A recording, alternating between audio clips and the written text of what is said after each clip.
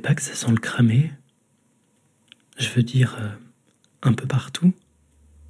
Entre les forêts équatoriales australiennes qui prennent feu, entre le capitalisme à bout de souffle, le continent de plastique, les flux migratoires massifs à attendre, les crises économiques ou le coronavirus. Bref, est-ce que vous aussi, vous avez le sentiment qu'on arrive à grande vitesse au terme d'une ère? Si c'est le cas, il est possible que vous ayez déjà entendu parler de collapsologie, ce terme qui définit un courant de pensée étudiant le potentiel effondrement globalisé d'une civilisation, ou mieux que vous vous considériez vous-même comme un collapsologue, c'est-à-dire un convaincu de l'effondrement social, économique, climatique à venir. Ce terme, collapsologie, il a été inventé par deux types dont vous avez peut-être entendu parler aussi, Raphaël Stevens et Pablo Servigne, à la suite de la publication de leur bouquin « Comment tout peut s'effondrer ».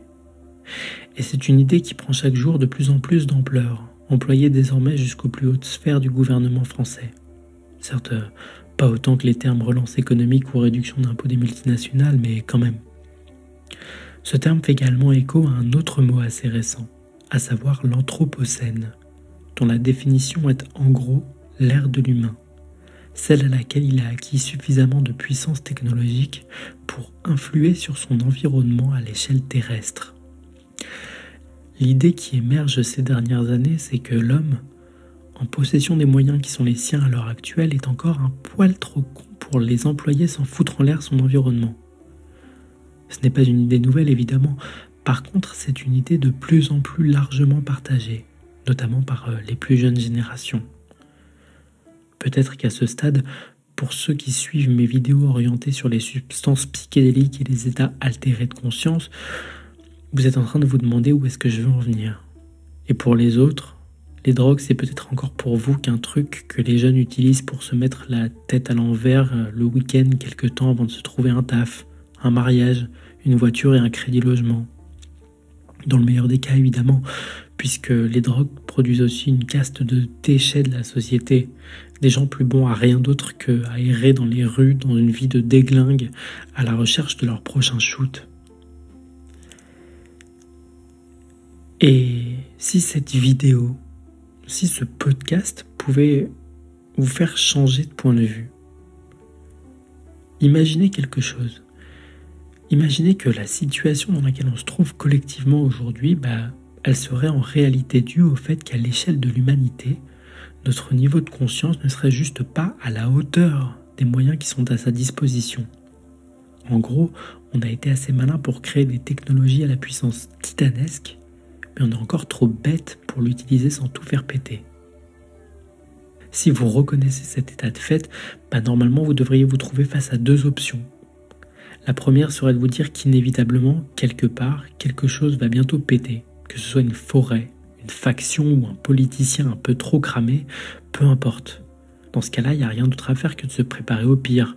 À la limite, se trouver un abri antinucléaire et chialer en PLS le monde qui s'apprête à disparaître en pointant du doigt tel groupe social, tel dirigeant du malheur qui s'abat sur nous. Ou bien envisager la deuxième option, c'est-à-dire prendre conscience que si les choses déconnent à ce point, c'est peut-être parce que collectivement, on n'a juste pas le niveau nécessaire à la gestion de nos propres technologies, de nos propres émotions, et encore moins pour faire face aux défis qui se profilent à l'horizon. Et si c'est le cas, qu'est-ce qu'on fait quand on n'a pas le niveau? C'est simple en fait, on bosse. On cherche l'éclair de lucidité qui pourrait nous faire passer le palier suivant. Et c'est là, pour moi, que les substances psychédéliques entrent en scène. Alors, pour les nouveaux venus, je sais que ça va faire jaser beaucoup de monde, puisque si la drogue c'est interdit, c'est pas pour rien, c'est dangereux, c'est addictif, c'est mauvais pour la santé, etc. Mais je vous demande ici d'ouvrir votre esprit. Déjà, il faut savoir que le mot drogue englobe tout un tas de substances qui n'ont rien à voir les unes avec les autres, à part le fait de changer momentanément l'état normal de conscience d'une personne. Or, il n'y a rien de commun entre l'alcool, le café, la cocaïne et les champignons hallucinogènes par exemple. Et ce sont sur les substances psychédéliques que je voudrais attirer votre attention. Dans son étymologie, Le mot psychédélique signifie « qui révèle l'âme ». On qualifie aussi ces substances d'entéogènes, terme signifiant « empli du divin ». Il existe aujourd'hui un consensus de plus en plus important attribuant à ces substances des propriétés uniques en leur genre et qui vont bien au-delà de l'aspect récréatif qui leur colle à la peau dans notre civilisation. De l'avis de leurs usagers modernes, ces substances, correctement administrées bien sûr, ont le pouvoir d'explorer la psyché humaine, notamment des états de conscience hors d'accès dans un état normal, d'apporter un sentiment de reconnexion avec son environnement, ses émotions et celles de ses pairs, de dissoudre les barrières mentales, d'expérimenter de façon générale l'unité et l'éveil spirituel. Je vous ai déjà parlé de tout ça dans de précédentes vidéos, mais arrêtons-nous 2 secondes sur ce point si vous voulez bien.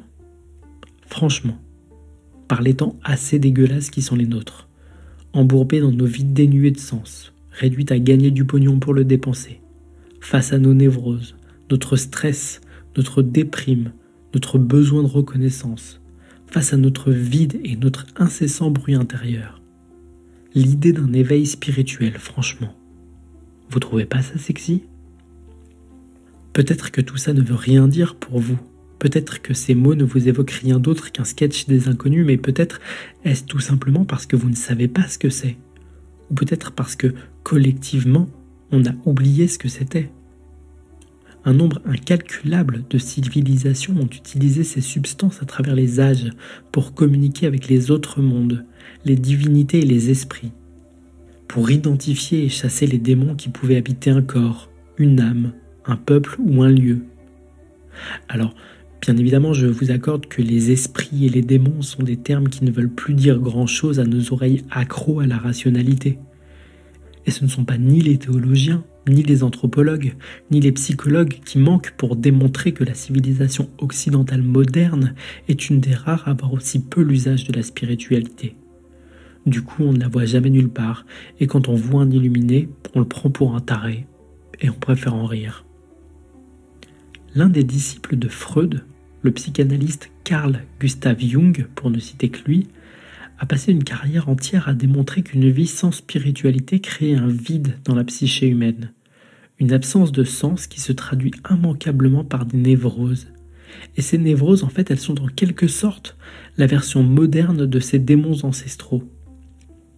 Ce sont ces démons qui créent la tristesse, la peur, le vide, le manque et immanquablement le besoin de combler qui va avec. C'est ce besoin de combler dans lequel s'engouffrent par exemple les publicitaires et plus généralement la doxa pour nous inciter à travailler, à consommer, à accumuler des biens matériels et du statut social. Ne croyez pas que je m'exclus de ce manège, j'en fais partie tout autant que nous tous. Mais j'ai eu l'immense privilège, à quelques reprises, de faire l'expérience momentanée d'un éveil spirituel. Et même si elle s'est dissoute dans le monde réel, un peu comme un rêve, je sais qu'elle a planté en moi une petite graine, une idée simple, celle que cette spiritualité est notre chaînon manquant à nous autres occidentaux, et que c'est peut-être, dans ce chaînon manquant, que se trouve le début d'une issue au vide de sens et à la panique qui a l'air de tous nous envahir. Un éveil spirituel, c'est un acte de transmutation du chaos en une myriade harmonieuse.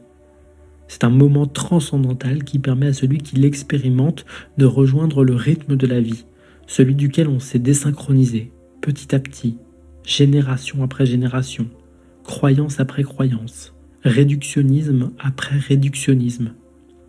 C'est celui qui vous permet de sortir de la caverne de Platon, en gros.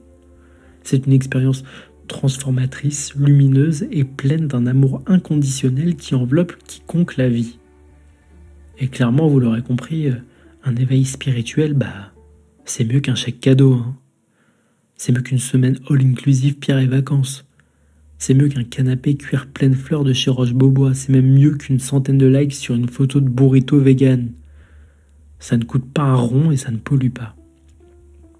Et tout bêtement, quand on expérimente cet éveil spirituel, mécaniquement, on est moins vide. On voit la beauté partout. Et quand on voit la beauté partout, mécaniquement, on a moins besoin de compenser. Et donc on a moins besoin de consommer du matériel et on diminue de fait son empreinte carbone. On peut aussi dire qu'on respecte mieux la vie, par exemple. Du coup, on mange moins de viande. Cet éveil, il a été atteint de multiples façons, que ce soit par l'examen de la conscience, que ce soit par la méditation, le jeûne, la retraite ou bien les drames intimes. Mais vous n'avez peut-être pas le temps de vous retirer 40 jours dans un monastère. Vous n'avez peut-être pas les thunes pour vous payer une psychanalyse au long cours. Vous n'avez peut-être pas envie de balancer votre enfant sous les roues d'un 4x4 pour expérimenter l'état de conscience alternative du désarroi absolu. Et puis dans ces cas-là, qui est-ce qui paierait pour votre retraite? Bref, en ce qui me concerne, je ne connais pas de meilleures entrées vers cet état de conscience que les substances psychédéliques qui, au minimum, permettent un assouplissement de l'esprit quelque peu calcifié de nos consciences modernes à des perspectives un peu plus rafraîchissantes que nos états normaux. Par ailleurs, ces substances sont également les moins toxiques répertoriées dans la gamme dite des drogues. Elles ne sont pas addictives, elles ne sont pas létales et leur effet est momentané. J'espère que vous comprenez bien que je n'ai rien à vous vendre et j'essaye pas du tout de vous faire adhérer à une secte. De toute façon, il n'existe pas de secte psychédélique et en tout cas pas à ma connaissance. Tout simplement parce que le guide, le gourou, l'allié qui peut vous apporter ces leçons de vie, il est en vous, il est en nous tous et c'est lui qui parle au travers de votre expérience sans le biais d'un tiers et de sa perception. C'est lui qui se cache derrière nos histoires, nos inclinaisons et nos croyances, derrière globalement ce que l'on appelle notre ego. Je n'encourage évidemment personne à faire quelque chose qu'il ne veut pas faire ou bien qui lui fait peur. C'est la meilleure manière de créer l'inverse d'un éveil spirituel. Par contre, j'ai tendance à croire que par les temps qui courent, quel que soit le moyen, il devient de notre responsabilité, aussi bien individuelle que collective, d'entamer une démarche de quête vers une compréhension de son monde intérieur. Parce que ce n'est pas un nouvel ennemi commun qui nous permettra de nous éloigner de ce qu'on refuse. Par exemple, la bombe atomique. Avant d'exister sur Terre, elle a existé dans les rêves de celui qui l'a conçue. L'ennemi, la noirceur, tout comme la beauté et la lumière, tous ces éléments, avant d'exister dans le monde extérieur, ils trouvent leur genèse dans nos psychés, avant d'être projetés dans ce rêve commun qu'on appelle la réalité. Et c'est ça, le grand enseignement psychédélique. Maintenant, quel que soit votre choix, quelle que soit votre position vis-à-vis de ces substances, je pense qu'on est de plus en plus nombreux à penser que il faut sortir ces substances du placard d'où elles se trouvent. Apprendre à les considérer non plus comme des poisons, mais comme un outil, comme la porte la plus directe vers ces royaumes intérieurs, comme l'issue au paradigme individualiste et matérialiste qui nous emmène tous droit dans le mur. Dès lors, cette réflexion m'amène une question. Pourquoi ces substances sont-elles illégales? Pourquoi est-ce qu'elles génèrent autant d'appréhension? Pourquoi une telle levée de boucliers dès qu'elles sont évoquées? Qu'est-ce qu'on fait de mal? À qui est-ce qu'on fait du mal quand on décide en toute responsabilité de s'explorer soi-même? La réponse toute faite qui consiste à dire qu'on n'est pas censé avoir besoin d'une substance ne tient pas la route selon moi. On s'administre toutes sortes de substances tous les jours, sans même parler d'alcool, de tabac, de café ou de médicaments, ne serait-ce que dans notre chimie intérieure. Un peu plus de cette hormone, un peu moins de celle-ci, et c'est toute notre perception du monde qui s'en trouve altérée. Le corps humain est un dealer de premier choix pour l'esprit qui l'habite. Et que dire de cette recherche permanente de stimuli extérieurs? Un nouveau smartphone, un nouveau potin, plus de pognon, des vacances, bref, tous ces divertissements dont la finalité n'est que de faire taire cette voix en nous qui se dit continuellement « pourquoi faire? À quoi ça rime ?» Alors que notre survie semble dépendre de ce fait. Pourquoi a-t-on si peur de se rencontrer soi-même?